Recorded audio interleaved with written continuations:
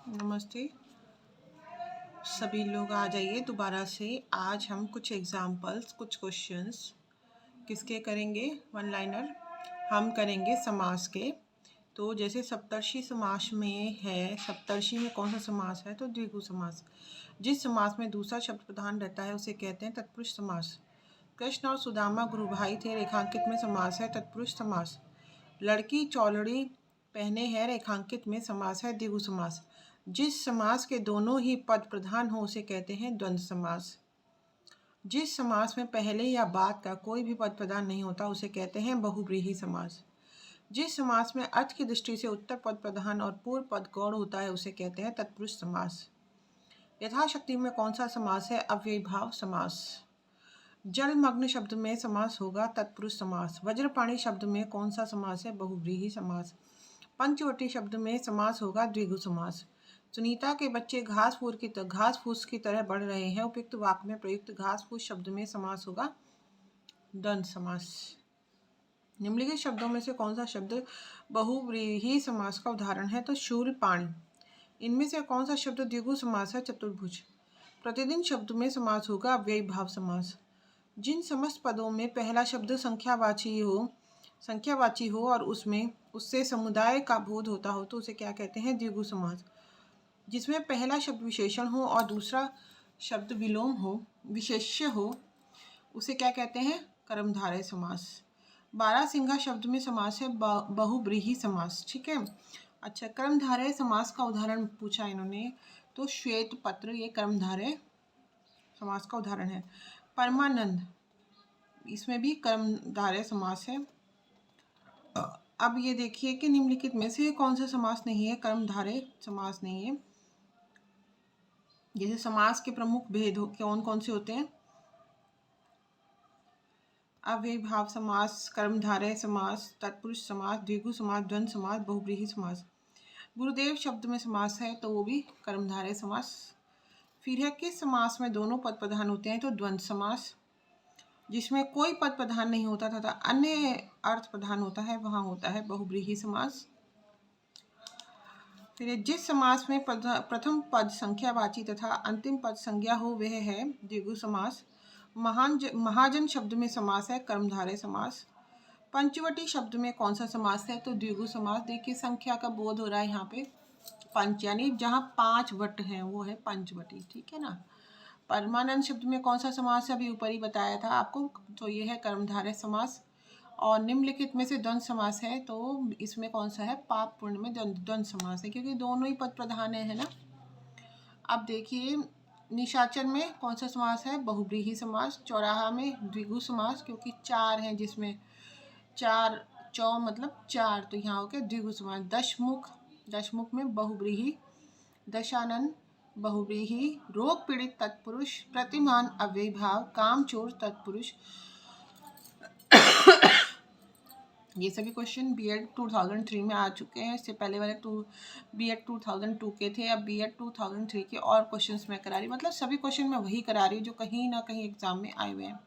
अब देखिए नीलकमल में कौन सा समास है? कर्मधारय समास। अनायास में कौन सा समास है? तो तत्पुरुष समास। अब पीताम्बर बहुव्रीहि समास। चंद्रशेखर में बहुव्रीहि समास। रात दिन में द्वंद्व समास। भाई बहन में द्वंद्व समास। दशमुख में बहुव्रीहि समास। यथाशक्ति में अव्ययीभाव। देश प्रेम तत्पुरुष। हस्तलिखित तत्पुरुष। तिराहा दिगु और भरपेट अव्ययीभाव। वनवास तत्पुरुष। आनंद मग्न तत्पुरुष। पंचवटी द्विगु। पीताम्बर बहुव्रीहि। नरोत्तम तत्पुरुष। आजन्म अव्ययीभाव। चौराहा द्विगु। अब राजद्रोह में तत्पुरुष समास है। दिन रात में द्वंद्व समास। त्रिभुवन में द्विगु समास। पुरुषोत्तम में तत्पुरुष समास। और पीताम्बर में बहुव्रीहि। जलचर तत्पुरुष। स्वर्ग तत्पुरुष। गृहपति तत्पुरुष। मनोहर तत्पुरुष। दशानन बहुव्रीहि। त्रिलोचन बहुव्रीहि। कमल नयन में कर्मधारय। अन्न जल में द्वंद्व समास। अष्टाध्यायी में द्विगु समास। प्रतिदिन में अव्ययीभाव समास। और फिर यथा समय में अव्ययीभाव समास। भर पेट में अव्ययीभाव समास। फिर है कि पंचवटी में तो पहले हम कर चुके हैं, ये द्विगु समास है। मृगनयनी में कर्मधारय समास है। पंचवटी फिर आ गई द्विगु समास, ये BEd 2007 पे आ गए हैं। शतरंग में द्विगु समास, सूर्योदय में तत्पुरुष समास, मोहांध में तत्पुरुष समास, सप्ताह में द्विगु समास, रोग पीड़ित में तत्पुरुष समास, चक्रपाणी बहुब्रीहि, त्रिनेत्र द्विगु, चौराहा द्विगु, गुण युक्त में तत्पुरुष, पीताम्बर में बहुब्रीहि, पंचवटी में द्विगु, गौशाला में तत्पुरुष, दाल रोटी में द्वंद्व, कटफोड़ा में तत्पुरुष, स्वर्ग प्राप्त में तत्पुरुष, भागम भाग में अव्ययी भाव, आकंठ में अव्ययी भाव, यथाशीघ्र में अव्ययी भाव, रसोई घर में संप्रदान पुरुष, मंत्र परिषद में संबंध तत्पुरुष, हरिहर में द्वंद्व पुरुष, और लोटा डोर में द्वंद्व समास, चंद्रमौली बहुब्रीहि, वज्रांग बहुब्रीहि, मुनिश्रेष्ठ तत्पुरुष, पंचवटी द्विगु, घास फूस द्वंद्व। आप चाहे दोस्तों काम चाहे कुछ भी करते हो, चाहे आप घर संभालते हो, चाहे आप कहीं दुकान पर काम करते हो या कहीं प्राइवेट में कहीं काम करते हो आप लोग, लेकिन हिम्मत ना हारिए। अब इतनी सारी वैकेंसी आनी है और ईमानदारी से एग्ज़ाम होने हैं, तो लगे रहिए और लगातार मेहनत कीजिए। और मैं आपकी दीदी चित्रा शर्मा आपके साथ हैं। आजीवन जीवन पर्यंत, ये BEd joint entrance exam Jhansi का है, 2014 के क्वेश्चन मैं करा रही हूँ। आजीवन जीवन पर्यंत कृष्णार्पण, कृष्ण के लिए अर्पण है, ठीक है। अब ये मैं इनका आपको जो है विग्रह करके दिखा रही हूँ कि इनके अर्थ क्या है ना। तो महापुरुष, महान है जो पुरुष, पथ भ्रष्ट, पथ से भ्रष्ट, कृष्णार्पण, कृष्ण के अर्पण, ठीक है।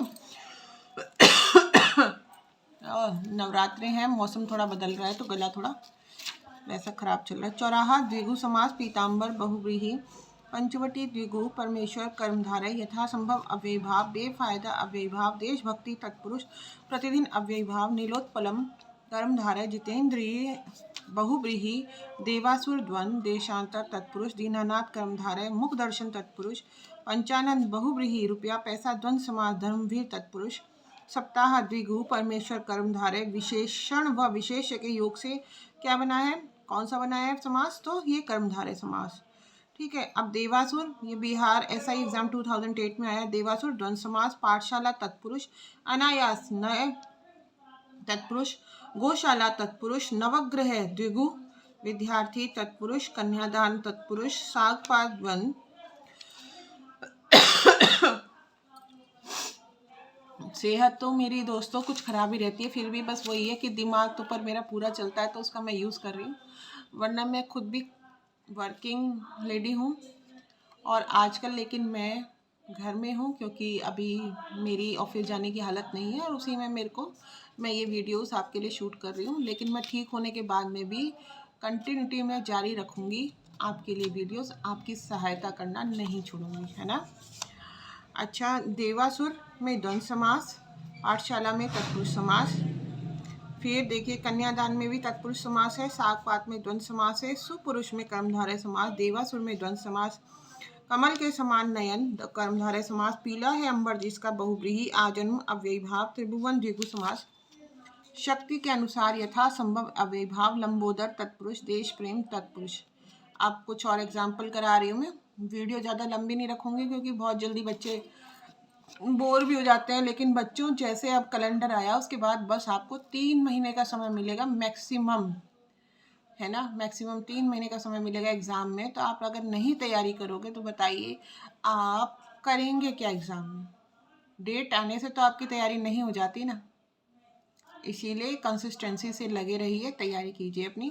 अब देखिए पीताम्बर में कौन सा समास है, बहुव्रीहि, पंचवटी में द्विगु, नीलोत्पलम में कर्मधारय, सिंह द्वार में तत्पुरुष, धनंजय में बहुव्रीहि, कमल नयन में कर्मधारय, हानि लाभ में द्वंद्व समास, जय पराजय में द्वंद्व समास, पंचवटी में द्विगु समास, लंबोदर में बहुव्रीहि समास, नीलोत्पलम में कर्मधारय समास, दशानन में बहुव्रीहि, दिवधारी दिवरात्रि में द्वंद्व समास, राम लक्ष्मण में भी द्वंद्व समास, आजन्म में अव्ययी भाव समास, तिरंगा में द्विगु भाव समास, धनुर्बाण में द्वंद्व समास, सदगति में तत्पुरुष समास, शोकाकुल में तत्पुरुष समास, जय पराजय में द्वंद्व समास।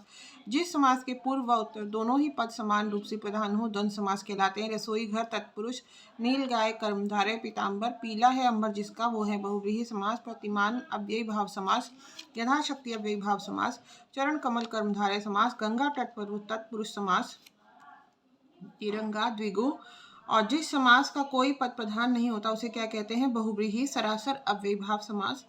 पीताम्बर में बहुव्रीहि समास, फिर भरपेट में अव्ययीभाव समास, आजीवन अव्ययीभाव समास, चौराहा द्विगु समास, चरण कमल कर्मधारय समास, पथ भ्रष्ट तत्पुरुष समास, अष्टाध्यायी द्विगु समास, चतुर्भुज बहुव्रीहि समास। जिस समास में पहला पद संख्यावाचक होता है द्विगु समास। राजपुत्र तत्पुरुष। जिस समास का पूर्व पद पहला पद प्रधान हो उसे कौन सा समास कहते हैं? अव्ययीभाव समास। वीणा पाणी बहुव्रीहि समास। नील गाय प्रिय सखा कृताकृत कर्मधारय समास।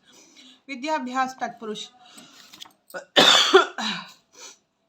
पंचानन बहुव्रीहि समास। गंगाजल तत्पुरुष समास। सत्सई द्विगु समास। धीरे धीरे अव्ययीभाव समास। चक्रपाणी बहुव्रीहि समास। नील गगन कर्मधारय समास।